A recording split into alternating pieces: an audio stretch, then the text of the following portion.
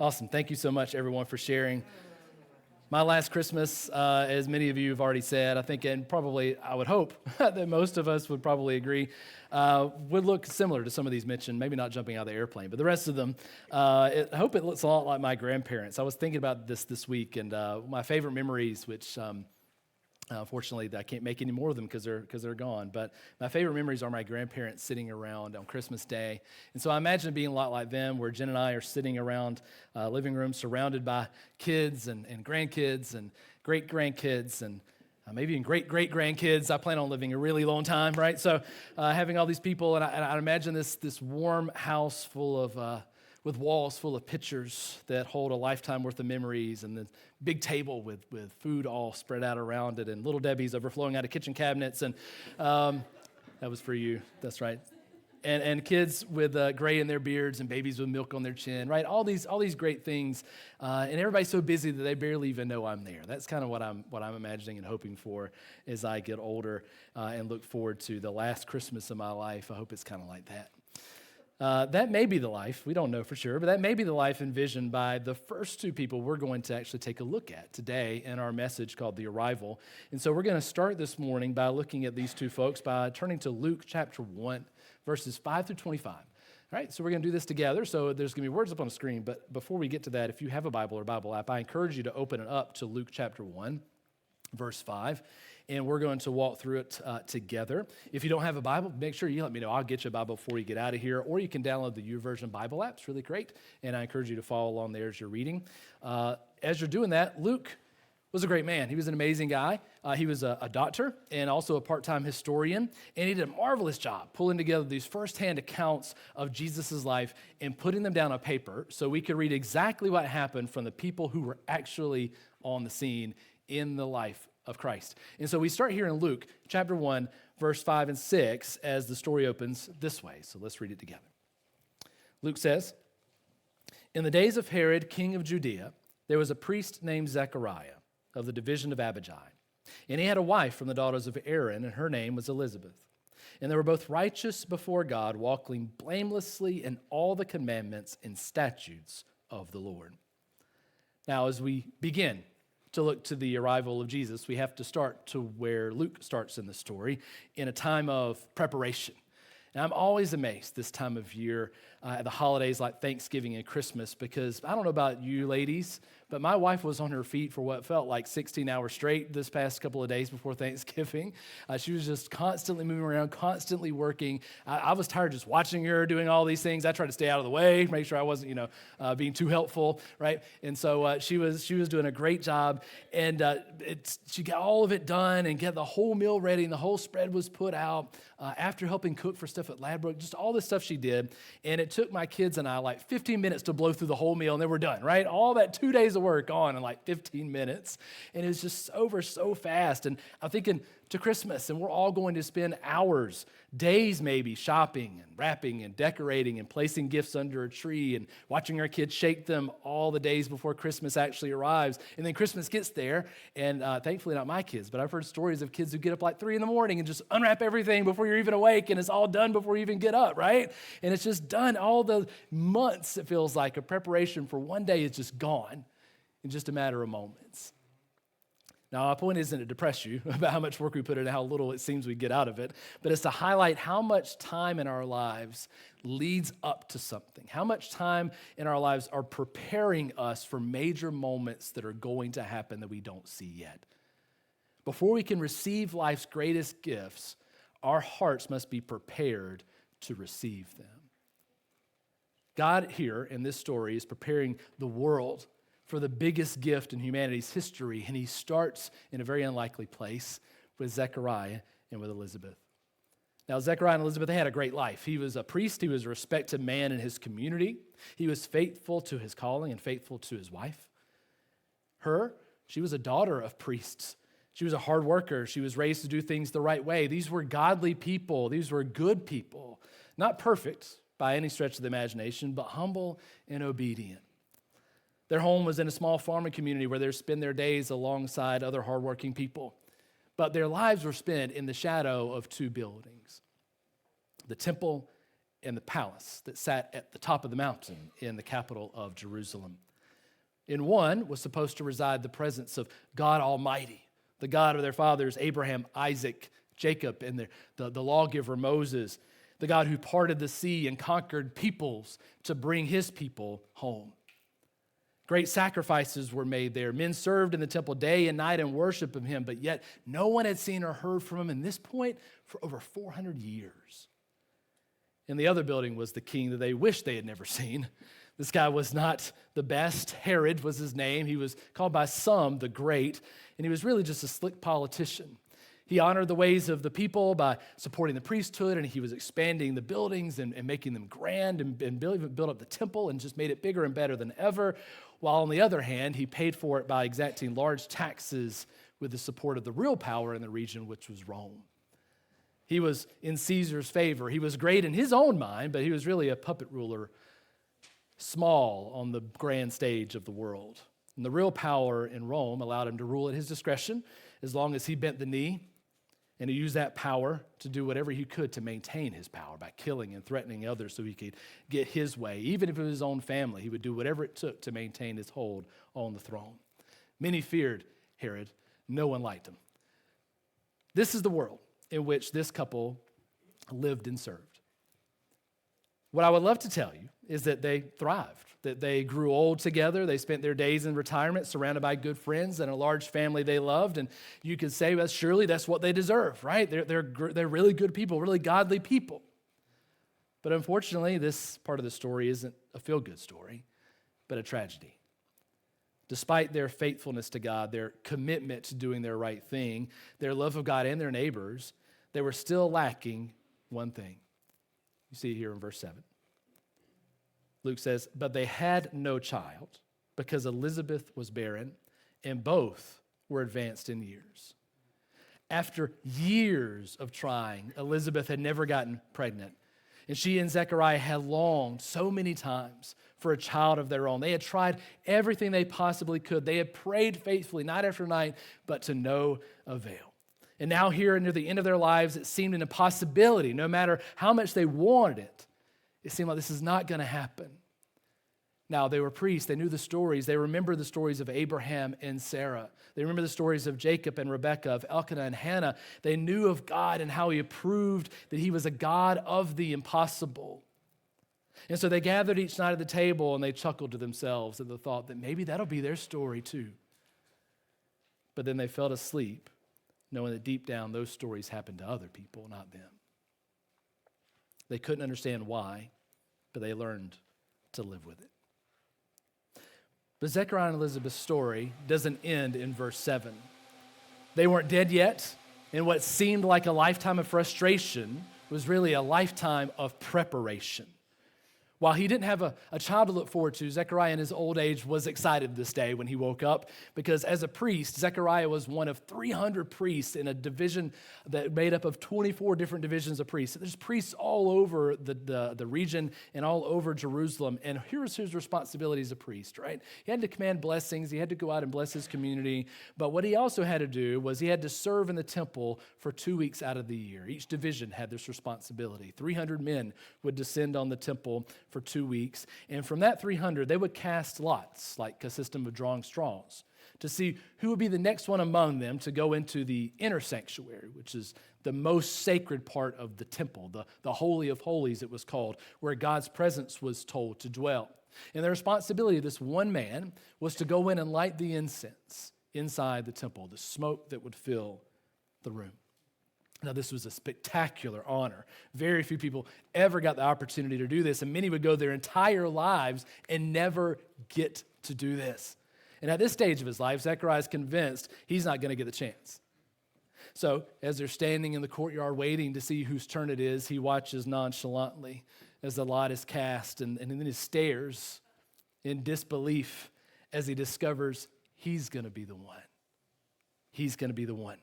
He had just won the lottery to him, right? But instead of money, he gets to step into God's house. This is an amazing opportunity. This would be a lifetime achievement, something he could tell his grandkids if he had any to tell. And so the big day arrives. He's super excited. He gets to go in, right? Big day arrives. Aunts, uncles, nephews, nieces, everybody shows up. Cousins gather with this multitude of people in the temple courtyard to pray, as was the custom. And as they bowed in supplication to God in the courtyard, Zechariah stands on the steps leading up to the temple in front of everyone. Tools in hand, he shakily enters through the giant golden doors into the inner room. As the massive doors shut behind him, his eyes adjust to his dim surroundings. The room is cavernous, and it's as still as a tomb. And as he carefully moves forward, his footsteps echo throughout the chamber with its large elevated ceilings. It's dark. There's just a few candles lit. And he moves quietly, step by step, up to a thickly embroidered curtain hanging from the ceiling. It's woven in scarlet and blue and purple and gold, and it covers the entrance to the Holy of Holies, the very sacred place where God's presence once filled ages ago. To his left is the bread of presence, and to his right is golden candlesticks, and directly in front of him, in front of this big curtain, is a horned golden altar. Zechariah gets to work. He purifies the altar, and he stands patiently waiting for the signal from outside to light the incense as the sacrifices are made in the courtyard. Once given, he lights the incense and smoke begins to fill the room, symbolizing the prayers of the people being lifted up outside. And as their prayers go up, so do his. He begins asking for forgiveness for his sins, forgiveness for the sins of the people, and thankfulness for God's blessing.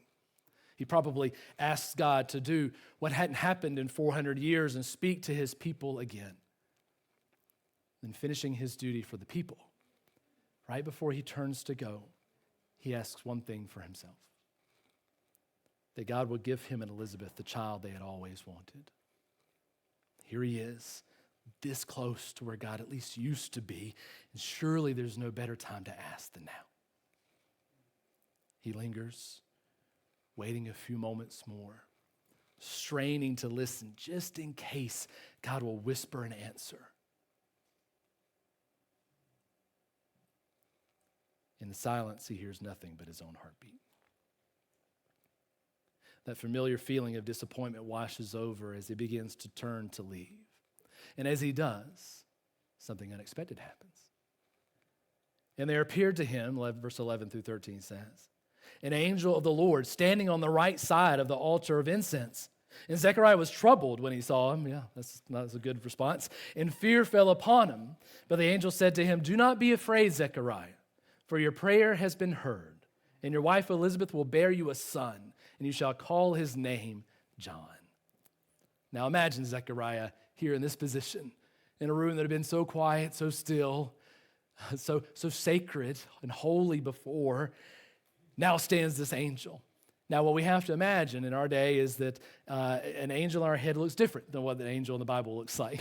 Angel in our days have been domesticated a little bit, right? You see pretty pictures of men or women with wings, and they light up our decorations. We actually have one as a tree topper on our tree at the house, and we have them all over. But the Bible paints a very different picture of what angelic beings look like.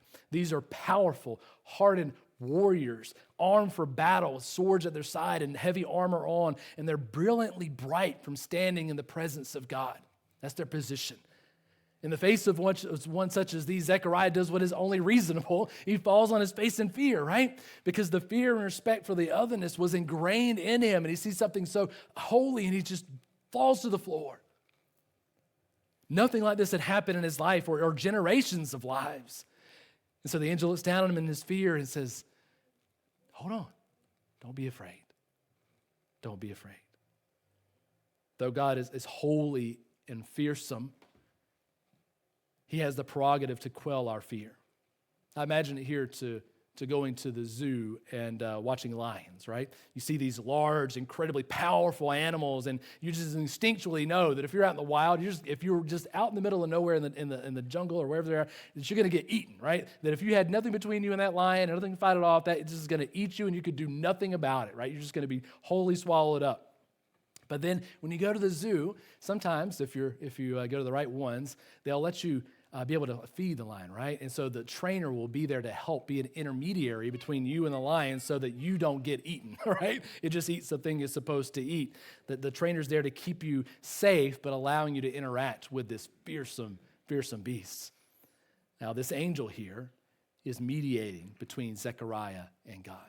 He's allowing God to fill the presence of the room, but not consume Zechariah. He says, don't be afraid. I'm not here to harm you.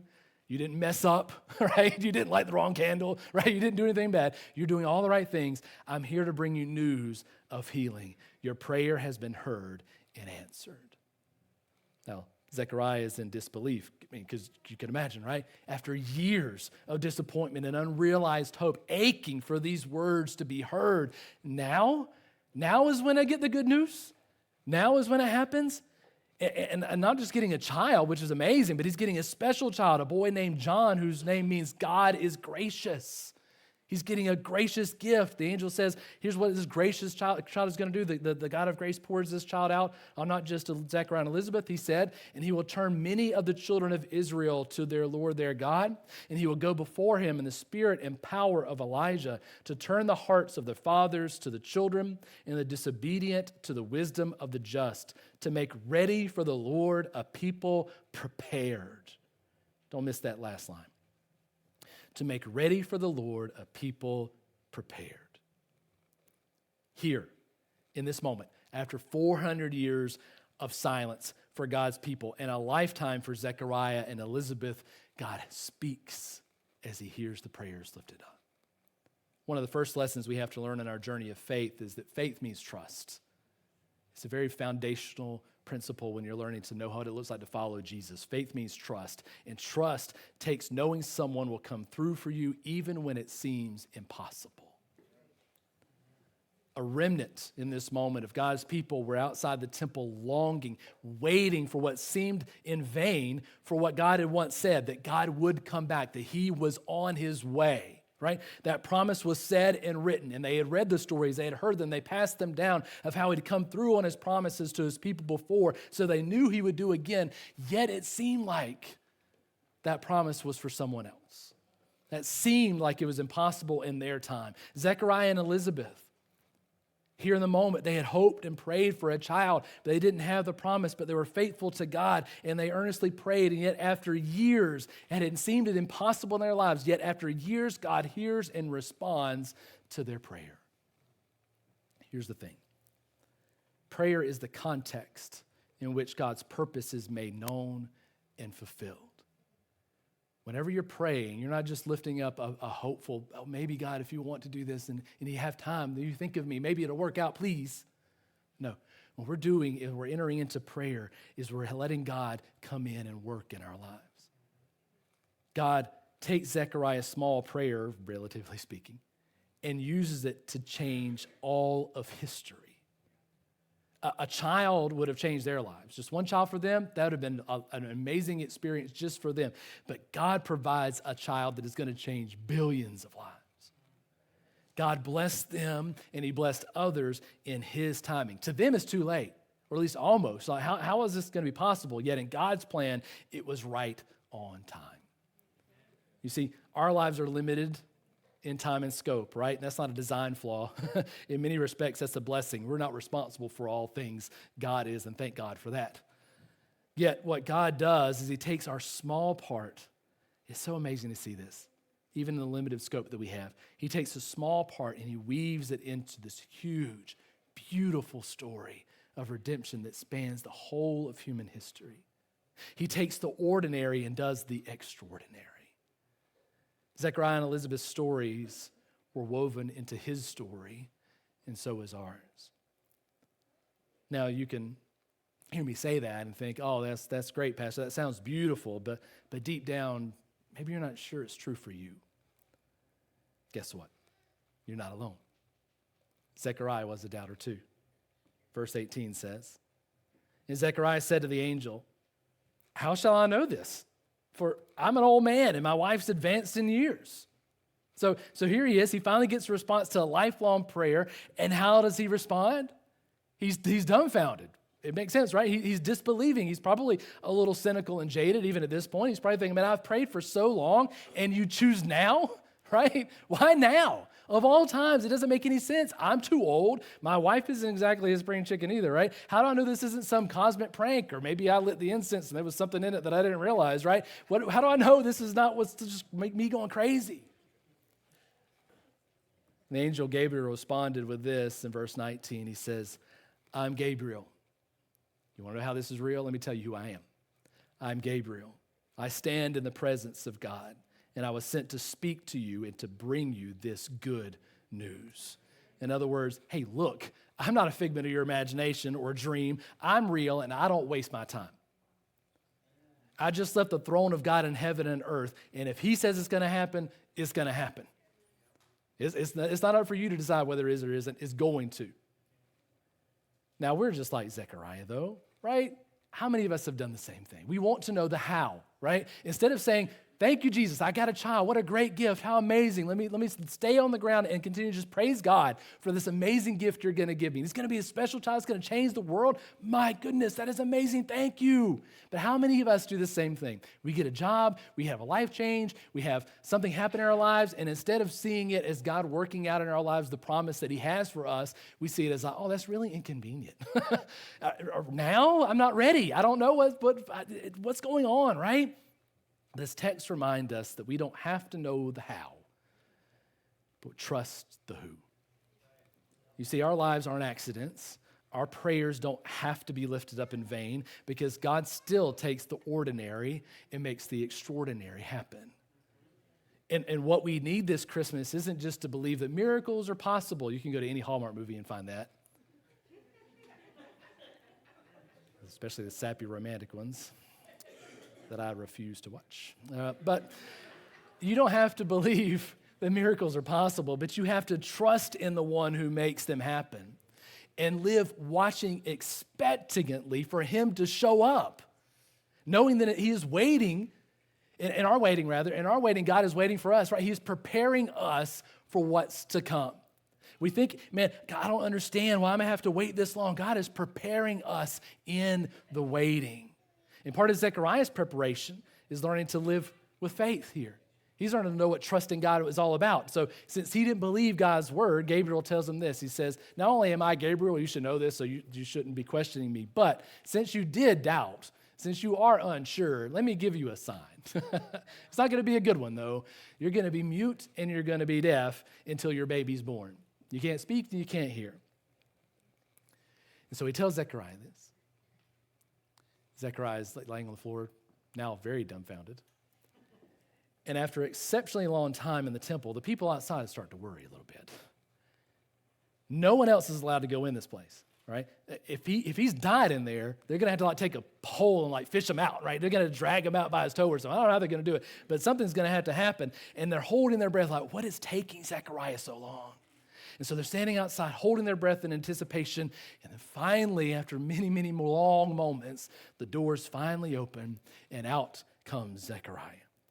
Now, part of Zechariah's responsibility at this point is to say a blessing over the people who are gathered together, right? He's come in, he's prayed to God, he comes out and he's going to say, God bless you and keep you. May he bless your families for generations, right? He's going to say a blessing. But as he looks out over the crowd, as hard as he might try, he can't speak a single word. Now, he heard Gabriel say he wouldn't be able to, but I'm sure he's thinking, let me try. He's trying to speak the blessing, and he can't. So instead, he plays this elaborate game of divine charades and convinces them somehow, I don't know how he did it, I don't know how he did the charades, but he figured out that he's heard from God. The text says that the people figured out that he had a vision from God. How they do it, we don't know. But they figure out something special has happened to Zechariah inside this temple. And now, as anything big like this happens, rumors start to fly around town, right? You can imagine the stories. Have you heard what happened at the temple today? What does it even mean, right? Man, I hope it means the Romans are out and on the way out. I'm tired of paying all these stupid taxes, and Herod can go with them, right? Yeah, all over town, the spread's like wildfire. What's happening here? And so as Zechariah wades through the crowd, he starts thinking about his own life. He starts thinking, how am I going to tell Elizabeth? Because she's not going to believe this, right? How could she believe this? I mean, on one hand, he's got the best news in the world. he can no longer hear his wife. I mean, he's getting a child. That's what he's getting. They're receiving a child. They're going to have a son. I couldn't pass the opportunity, Joe. I'm sorry. All right. But how can he tell her? How can he tell her, right? I don't know. We don't know how it happened. I imagine he's waiting, right? I imagine he's waiting until she's out drawing water at the town well, and I can imagine him writing a little note on the table, like, hi, honey, can't talk now, but come to the bedroom. I've got a surprise for you, right? I don't know how it works, but that's how I imagine it. And so she gets the news. We don't know how, but she gets the news. And I believe Elizabeth, who's part of the story, kind of gets a little glossed over if we're not too careful. I think Elizabeth has the hardest part in this story. She's put in the hardest position. First, she wasn't the one in the room when God promised a son. So she's got to trust that Zechariah isn't crazy, okay? And two, she's the one who has to carry this baby to term in her old age. Not Zechariah. He didn't have to carry this baby.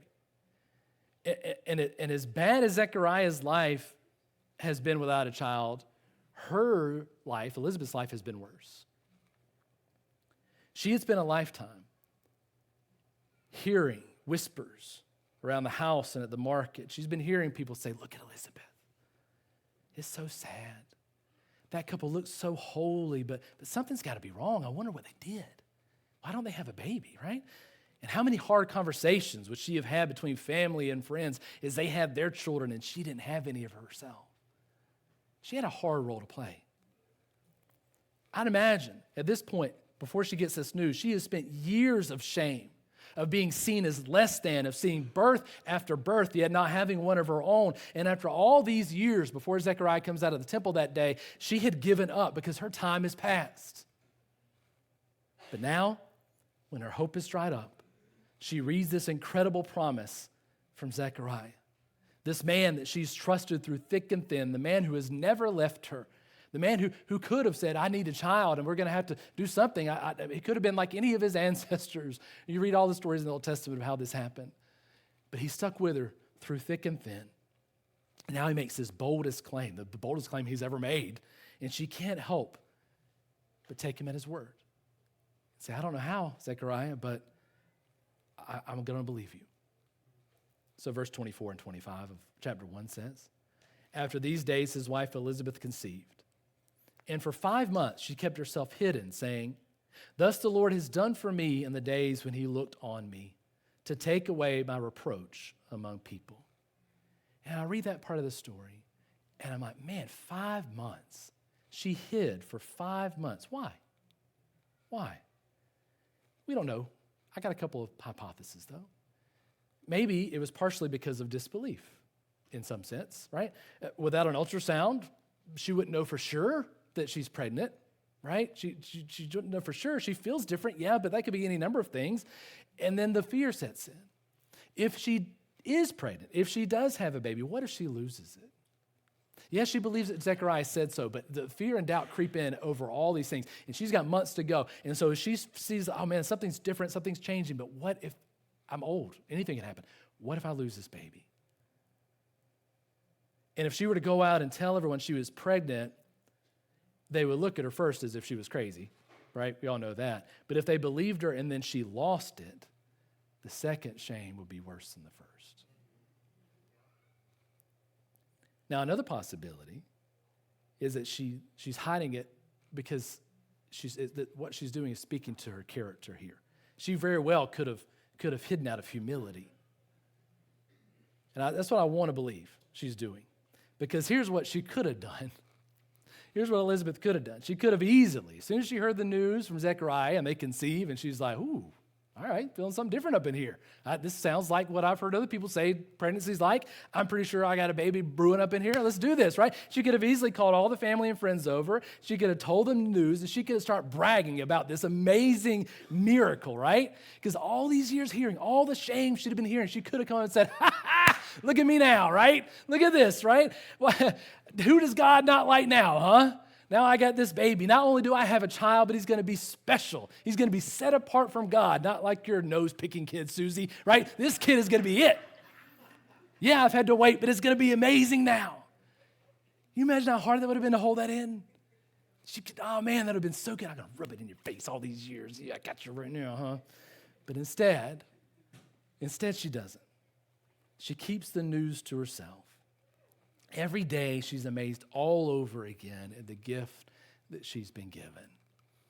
Each day grateful for the God who sees and lifts up those who others look down on. Those months were months of her preparation, not just for the birth to come, but for motherhood, for the life that she was going to play into the life of this child, to raise this son who would change the whole of human history. 5 months, God worked on her heart, and not just for her family, but for another family we're going to talk about next week. Her time of preparation was there. Now, for believers, the question becomes, what is God bringing you through to prepare you for his arrival this year? What trial, what maybe undesirable pain, what hard place or discouragement have you been going through wondering, why, God? I don't understand. It feels like my time is too late. I've done all the right things. I've tried everything I could possibly try. Nothing seems to work. Why am I stuck? Maybe it's only been a few moments. Maybe it's been days, weeks, months, years, maybe even a lifetime. But here's what I know. God doesn't waste our time. He uses it to prepare us for what he has for us. Plans and purposes that outstretch our own. Don't think he's done. Instead, know he's making ready a people prepared for a greater pouring out of his Spirit.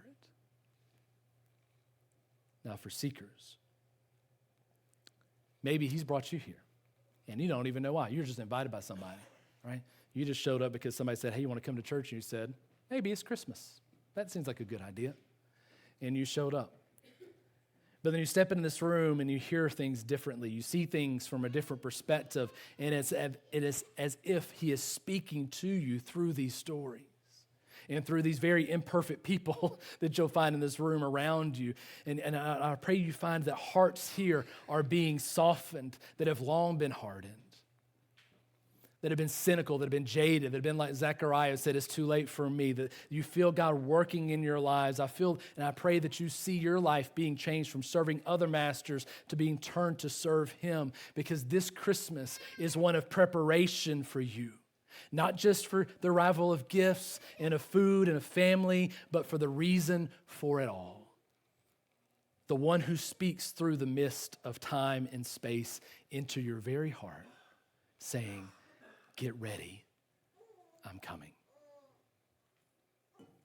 Through this season, if you're not ready to respond to that voice just yet, I want to encourage you to continue to come as we walk through the story of the arrival of the Savior of the world, of Christ, and what his arrival doesn't just mean for one moment in history, but means for your life this year.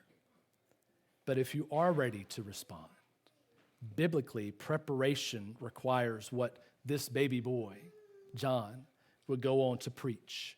Preparation for God requires repentance and requires a recognition of the need for God to rule and reign in your life. We're in need of more than just a right way of living. There are many systems that equip you to live well. You can look at them online. You'll find YouTube videos all over the place. But we need more than that. We need a reason and purpose for living. We need a spiritual rescue to make the physical world make sense, to infuse it with purpose and meaning bigger than us.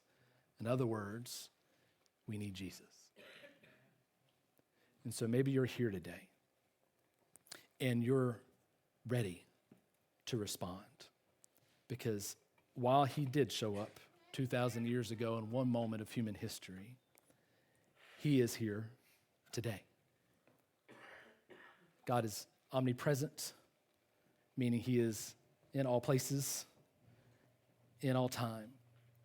And so this morning, as you're gathered here, as we're gathered here today, you may hear him speaking into your life.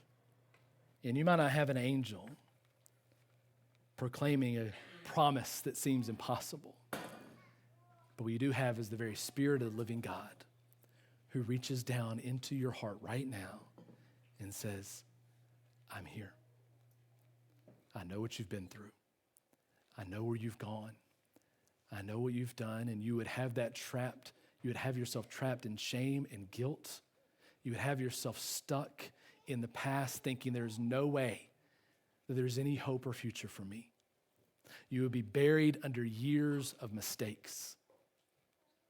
But God says, no, I'm here to bring good news. Good news of healing, to restore your life, not to condemn you, but to save you. I am the way, Jesus says, the truth and the life. And all who come to me find life abundant and everlasting. And so this Christmas season isn't just about Christmas gifts, family and food. It's about the Savior who's come to rescue us and infuse our life with every single thing that we need. So if that's you today, let's go in prayers. Heads are bowed and eyes are closed. And the worship team comes up to lead us in worship in just a moment. If that's you, how you respond to God speaking over your life is through prayer. You don't have to be a priest. You don't have to come to me. We have a great high priest. His name is Jesus. He is our intermediary. He's the mediator. He is the one who intercedes for us. And just as Zechariah stood in the holy, next to the Holy of Holies and lifted up a meager prayer, we have a greater gift. Because when Christ lived and died on the cross, when he died on the cross, the Holy of Holies, that curtain was torn in half. It was split, giving full access to God himself. God made the way to come into your life here and now. When you lift up a prayer, you don't have to hope in vain that maybe God hears you. Because Jesus is standing at the throne and he hears you right now. And so whatever prayer it is, I encourage you to lift it up. I pray for those of you who don't know or haven't accepted Christ's rule and reign in your life, him being in charge of your life, that it starts with this prayer. Dear Jesus, God of heaven and earth, Lord, I need you. God, I need your forgiveness over my life because, God, I've done some things I'm not proud of. I've made some mistakes. I've been hurt and I've hurt others. And I like to just sweep it under the rug. And I like just to move on and have a good time. But today I feel you. I feel you convicting me. I feel you saying you need more. There is more here. There is more here than just another gift. There is more here than just another meal. There is more here than just another connection. This is an invitation into the presence of the living, holy God through the life, death, and resurrection of his son, Jesus. Lord, I pray, God, that you would take me. Father, yes, one who is, but you would say a sinner, one who is messed up. But God, I hear today, Lord, that you are not here to condemn me, but to heal me, to restore me, to forgive me, to fill my life in a way like never before. And so today I submit my life to you. I lay everything down and I put you in charge. Now, if that's you and you said that prayer, or one like it, because it doesn't have to be those exact words, what I want you to do is your heads are still bowed, eyes are still closed. You don't have to raise your hand or come forward or anything. What I want you to do is I want you, before you leave this room, I want you to find me, find either Chris or Catherine. They're up at the front with these beautiful grandkids, Carrie in the back, so many people. Anybody around this room that you think may be a believer, if you can't find them, come to me and say, I said yes to Jesus today. I said yes to Jesus today.